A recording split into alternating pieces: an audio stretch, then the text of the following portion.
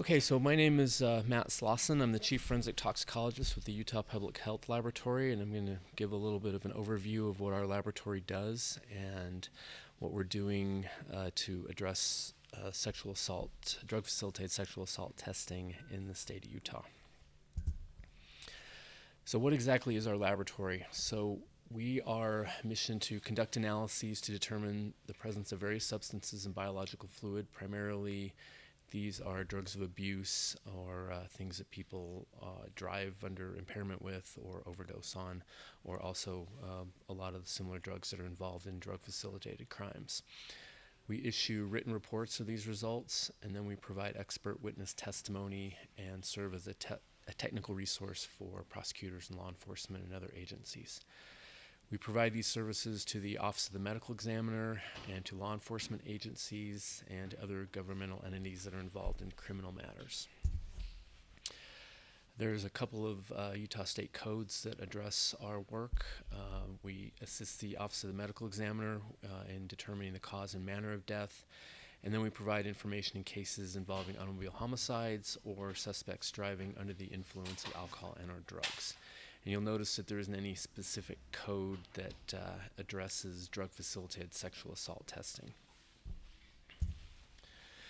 We are located in Taylorsville. We are part of the Utah Public Health Laboratories. This is what our building looks like, and our address and our contact information. We are a fairly small operation. We have 3 evidence and record technicians, 7 toxicologists that primarily do the analytical work, and they do the bulk of the testifying in court. We have 2 toxicology supervisors that review the results and manage a lot of the staff, and then I'm the laboratory director that oversees and is responsible for the entire operation. We are accredited by the American Board of Forensic Toxicology, and they set standards of performance and conduct for forensic toxicology labs across the country, and we're inspected every 2 years, and then we submit annual reports and perform challenge samples to ensure that we're doing quality work at a national standard. I was going to spend the next couple of minutes just talking about the evidence life cycle in our laboratory. So generally, you can break down into these 3 sections here. There's the delivery of the samples. This can happen in person or through courier. Accessioning is the process of entering those samples into our computer system, getting them a number that we track through the systems to kind of de-identify the sample from the subject names. And then we store evidence for a short period of time before we send them back to the agency that submits them. We have a couple of general screens. One is primarily for alcohol, for DUIs, and then we do a kind of a broader drug screen looking for common drugs of abuse as well as pharmaceutical drugs. After the analysis is completed, we issue the reports. The evidence is then returned to the agency that submitted them, and then if any of these results are involved in a court proceedings, then we serve as expert witnesses to the results that we provide. So just to walk through each of these a little bit more detail, this is a photograph of what our receiving area looks like. As I said earlier, each case is accessioned one at a time. It's given an internal laboratory ID number, as well as a case number that we use internally to track the work as it goes through our systems. We have some minimum requirements for accessioning. Obviously, one of the most important things in forensic toxicology testing is the chain of custody, and that's just a paper trail of who handled the evidence and when, and to make sure that that's all appropriately documented. We expect that each case will have a subject name. The agency will provide a case number that we can then use to connect with our numbers internally, and so that chain of evidence is maintained. Everything is kept refrigerated in the laboratory while it's being analyzed until it's returned to the agency. This is just some graphics of what our sample submission requirements are. We also have this information posted on our website. As I said before, the most critical information is that there's a subject name and an agency case number that we can track back to the individual who provided the samples. The samples need to be sealed, and that's a critical part of evidence tracking to ensure that the blood or the urine sample hasn't been tampered with once it's been sent through the mail. It's been pretty well established that if a law enforcement officer seals the tubes or the containers and then initials that that's done and documents that process, and that we receive it in the laboratory in the same condition, that no tampering of the sample has occurred during transit. We also have an analysis request form that's shown there that essentially documents all the information I've talked about, and tests requested and things like that. So next I was going to go through kind of our analytical protocols, talk about our alcohol screening and then our drug screening. So we have three general classes of testing panels that are shown here: alcohol, drugs of abuse, and prescription and over-the-counter drugs. And then the techniques that we use that I'll get into a little bit more detail in a minute. And these three classes are the general classifications that can be ordered through our ordering system. So the first one that I'll talk about is what we call the Volatiles panel, that primarily involves alcohol or ethanol, but it also has some of these other volatile chemicals like acetone, isopropanol, and methanol. These typically are more relevant in medical examiner cases, but occasionally they'll be involved in other test interests. Our drugs of abuse, or our illicit drug panel, are the common abused drugs that you're aware of: methamphetamine, cocaine, MDMA or ecstasy, heroin, and marijuana. And then our prescription and over-the-counter panel, this is showing just about 50 of the drugs that we are testing for. I think we're up to about 75 or 80 right about now. And we're continuing to add different drugs as necessary to try to cover the broadest base of prescription drugs that are available, particularly as new drugs come on the market or new drugs become abused, and as they're related to sexual assault. We do our best to incorporate those into our panels as well. So generally we have 5 steps of testing: what's called aliquoting, which is just taking a portion of the sample from the original container that we then do all of our testing on. So we just handle the original tube as little as possible. Sample preparation, depending upon what the panel is, we will try to clean up the sample, extract the drugs of interest away from all the blood and the blood components to create a cleaner sample that we can put through our instruments. Depending on the type of instrument, this can take anywhere from 4 to 12 hours, depending on, as I said, the type of analysis. The data that's generated from these instrumental analyses are then processed. Our toxicologists will process the data. The results generated from that are entered into our computer system, and then that data is reviewed independently by an additional person to ensure accuracy and quality of the data. And then once all of the testing is completed on a particular case, all of that data is combined for a final technical review, where the supervisor reviews everything to make sure everything is properly processed and then compiled. So this graphic shows the instrumentation that's used for testing for blood alcohol. It's called a headspace gas chromatograph, and essentially it takes the blood sample, it heats it to create enough heat so that the ethanol in the sample will move into the gas phase, and then that's pushed through an instrument, and then we can detect it through the other end. This instrument is called an immunoassay platform, and this is what we use to test for our drugs of abuse.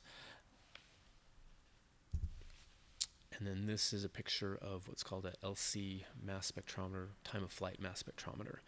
And this is what we use to analyze for our prescription drugs and our over-the-counter drugs. This is an example of some of the data that is generated from our prescription drug screen. You can see that there's a lot of colors there. The larger panel shows a kind of a close-up of one of those particular, what we call peaks in that large piece of data on the left that's called a chromatogram. And so each one of those peaks in this example represents a different drug, and the different colors shown here represent different classes of drugs. So you can see that the green has some opiates, the red has some stimulants, the blue has some sedatives like the benzodiazepines, just for contrast there. But this is the kind of data that is generated through our instruments that we have to analyze and determine whether or not that constitutes a positive result. Once the sample is screened and it's determined to be positive in the screening process, the sample then goes to a second test, which we call a confirmation. And these are also run on mass spectrometers, liquid chromatograph mass spectrometers or gas chromatograph mass spectrometers, and the details are not terribly critical. Suffice it to say that these instruments are used to actually determine the amount of drug that's in a given sample. So while the previous screening test will identify the presence of a drug, it doesn't really tell you how much. And then these instruments are then used to quantify. And having the screening result and the confirmation result complement one another strengthens the overall toxicology result that we put out in our reports. This is an example of some of the raw data that is generated through our confirmation testing, and you notice that it looks somewhat similar to the screening result that I showed earlier, in that we have these what are called chromatographic peaks that represent the presence of the drug in a given sample. But also on the bottom of that graphic, you can see that there's a little table with some numbers there, and that represents the calculated concentration of the drugs, in this case marijuana, in this particular sample. These data are publicly available through grammar requests, and so if a person is the subject of this particular case, they're available to get this data. Attorneys are available to get this data through their legal processes, and so these are records that can be retrieved and reviewed by outside parties. Post-analysis, where we issue the reports and we return evidence and testify, we issue what we call the toxicology report, and every single case that we test, once testing has been completed, it will have one of these reports issued, and this report is delivered to the agency that submitted the case. And we try to provide a little bit of additional information with regard to what these concentrations kind of represent, to put some reference ranges in with the concentrations that we report. You'll notice that the toxicology report is signed, and that is signed by the individual toxicologist who did the testing to get that particular result. And then that individual is the one who's typically going to be subpoenaed to provide testimony in any legal cases associated with that. Once the sample is completely processed and tested and the results are delivered, we hold on to the samples for about 8 weeks, just in case there are any additional testing requests that come back to the laboratory. We will then repackage the samples and return them back to the agency, and they're able to either store them for whatever period of time they're able to, or it's really up to the agency to decide what they want to do with the samples once we return them. So here I wanted to get into a couple of issues that are particularly relevant to sexual assault testing for drug-facilitated sexual assault. We often get asked what should be collected, and urine is the preferred collection if the incident, or if the time of collection occurs within about 120 hours of the incident. You'll see here that I've listed about 100 milliliters of urine, and that's really an ideal. We can test much lower volumes of urine, but that large volume allows for additional testing. It allows for preservation of the sample in case it needs to be tested at an outside laboratory. But as it says on the slide there, that's a perfect world situation, and we can certainly deal with a lot less. Blood is useful if it's collected within about 24 to maybe 48 hours of the incident. We typically ask for about 10 mils of blood. The reason being is that drugs circulate through the blood only for a fairly short period of time, and then as the body processes that and metabolizes it and moves it into the urine, the blood concentrations tend to decrease within that frame of time. So depending on when the blood is collected, it's possible that any drugs that may have been involved or administered at the time could have left the bloodstream by that time. Ideally, both are most useful, but if that's practical, that's what we would ideally like, but sometimes that's not the case. Hair testing is certainly possible, but the results obtained are still fairly controversial, and that is not a matrix that we are currently able to test at this particular laboratory. But if hair is a sample, there are laboratories across the country that specialize in hair testing. So generally, the classes of drugs that are tested for that are relevant to sexual assault testing, obviously ethanol is the big player, and there are certain ethanol metabolites that are available to be tested for. GHB is commonly thought of as a very commonly used date rape drug that's out there. It was very popular several years ago. I don't have a good sense of how popular it is these days. Benzodiazepines are very commonly prescribed sedatives. Rohypnol or Roofies fits into the class of benzodiazepines. Klonopin is another commonly used benzodiazepine. There's another sleep aid called Zolpidem that is similar to the benzodiazepines that is also commonly prescribed. Barbiturates have been around since the 50s, and they're commonly used as sedatives. They're not terribly common anymore, but they're certainly out there. Certain antipsychotic drugs that can be prescribed outside of a hospital situation also have very depressant effects. The more common, little counterintuitive, would be the antidepressants like the tricyclics and the SSRIs like Paxil and fluoxetine and those types of drugs. Those don't normally cause sedation in a person who's being treated and has been treated for these conditions. However, they can't, if they're administered to somebody who's not used to having those drugs in their system, particularly when you combine them with alcohol, can provide a reaction that could be very depressant and sedating. Muscle relaxants, as you can imagine. Antihistamines, these are more common over-the-counter drugs. They cause drowsiness. Most of the over-the-counter sleep aids are antihistamines. Cold medicines with dextromethorphan and other cough medicines will have side effects of sedation and that are important. Hallucinogens, as you can imagine, will alter consciousness, like MDMA and LSD and the mushroom drugs are out there. Opioids, there's a huge opioid epidemic that I'm sure you're all aware of. We're seeing considerably more fentanyl-type drugs coming through the laboratory, but even the more commonly prescribed opiates like hydrocodone, OxyContin, and those kinds of things certainly will have the depressant and dissociative effects that are common in subduing an individual. So this table is published by an organization called the Society of Forensic Toxicologists, and they have a committee that is dedicated to reviewing and issuing recommendations regarding toxicology laboratories testing capabilities for drug-facilitated sexual assaults, or drug-facilitated crimes, as they're more commonly calling it nowadays. And so this organization meets at least once a year and reviews what they recommend, the minimum requirements for laboratories to be able to test for, and the recommended concentrations that they are able to report on in urine. And so this large table just kind of summarizes the more commonly found drugs in this particular class.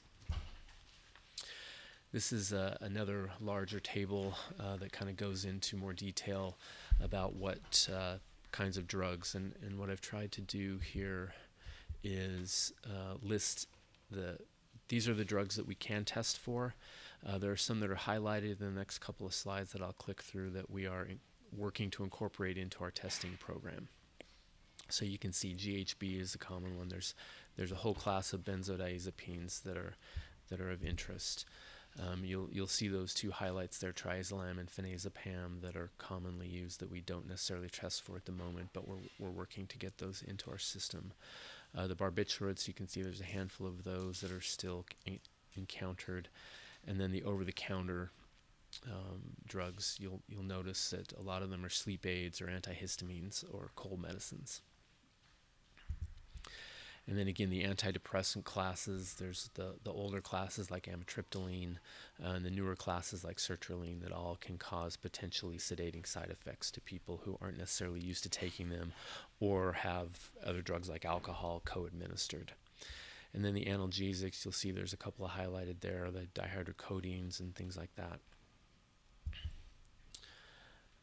The miscellaneous drugs kind of are just the catch-alls. The carisoprotol at the top there, Soma, is a muscle relaxant that's been around forever.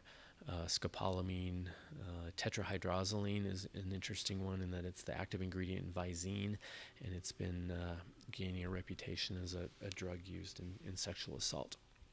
And as I said, we're continually trying to add these drugs into our testing panel so we can offer a more complete test program for drug-facilitated crimes. So as this slide kind of summarizes what I just said, we're actively working to improve and fund our service to this community.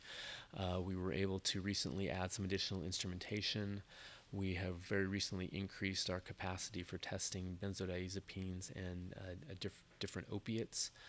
And right now we are traditionally have been testing primarily in blood, but we are in the process of fully validating all of our testing programs in urine, which is honestly is more commonly submitted to the laboratory for drug-facilitated crimes and sexual assault work. We are in the process of trying to assess how much our sample load is going to increase as we become more willing to and more able to accept sexual assault related testing cases. But we are still a bit of a work in progress, and that if there are certain needs that our laboratory isn't able to handle, there are certainly national reference laboratories that exist that are able to handle that, and we'd be more than happy to make any recommendations. So I think that the big thing that I wanted to stress here is that we are, at this point in time, we are a work in progress as we work to increase our capacity for testing sexual assault drugs. And we will continue to update the list that I showed earlier in the slide. And if there's any questions with regard to what we're capable of testing, I would encourage anybody to contact the laboratory. We have a couple of email addresses. The Forensic Tox email is a general one. This is my specific email address, which you're welcome to use, and our laboratory's phone number. So again, I would just encourage any questions that anybody has regarding our capacity or our capabilities for this particular class of testing to please contact the laboratory, and we'll do everything we can to get your questions answered. So that's all I had as far as the slides, and thank you.